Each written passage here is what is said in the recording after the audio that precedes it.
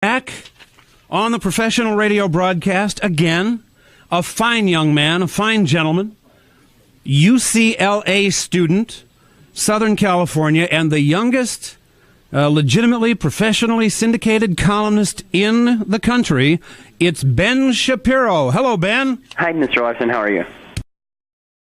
Let me introduce you to presidential candidate Al Sharpton. Al Sharpton, greetings. Good morning. Good morning. Hey, how you doing? How have you been? I'm fine. Fine. How are you? Well, I'm fine. The last time we talked with you was last year. You were in your office there in Harlem, and you were looking out the window with your binoculars to see if you could see into Bill Clinton's office, see if anything, fun was going on. Do you remember that? It's been a little while. It's been a little while, but I would have remembered if I saw something wrong, so I must have not seen anything. Al, I have to tell you that we have, before your call came through, we're talking with a young man by the name of Ben Shapiro. He's a 19-year-old UCLA student. He happens to be the youngest syndicated columnist in the country. And we try to hook him up with people. Last time he was on, we hooked him up with Dick Morris, just to help advance his career. And it's great that we're able to have the two of you on. Al Sharpton, say hello to Ben Shapiro. Hello. Good morning, Ben. Hi, how are you? Fine. Have you guys ever met or spoken before? No, I haven't, and I'd like to just ask Mr. Sharpton exactly why he's not paying for the Swan and Browley case, and also why he incited riots against Jews in Crown Heights. Oh, Ben, time out. Al, hang on.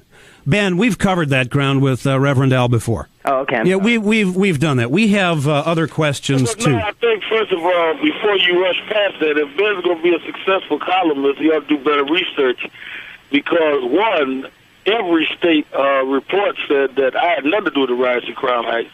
And secondly, the Tawana Brawley case, which I believed in, was paid many years ago by some of the most prestigious businessmen in New York that joined me in supporting it. So you might want to do better research, Ben. Okay. But, Ben, I give you credit. I mean, like Dick Morris said, jump right in, and you did that. I think they're fair questions to ask, and I'm not sure I'm completely satisfied with the answers. So let me. No, that's not true. If you say something that is incorrect, that's not fair. The riots in Crown Heights happened before I was called in by the family. So, you see, the risk you run of doing that, Ben, is that someone can sue you because by saying someone inside a riot is accusing them of a crime. And if they didn't do it, and clearly, everyone clearly states that was not done by me. In fact, they're sentencing the guy today that killed Yankee Rosenbaum in New York. You've got to be very careful to not use misinformation and then call it fair. That's not fair.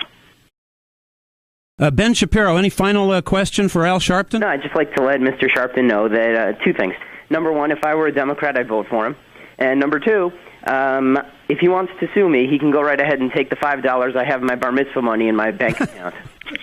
Well, I tell you what, I don't want to do that, and I would appreciate if you had voted for me. But I think dialogue is good, and I'm very happy as the youngest one running on the Democratic slate right now, I was able to have a back and forth with the youngest columnist in the country. That's what America's all about. I appreciate it, Mr. Sharpton.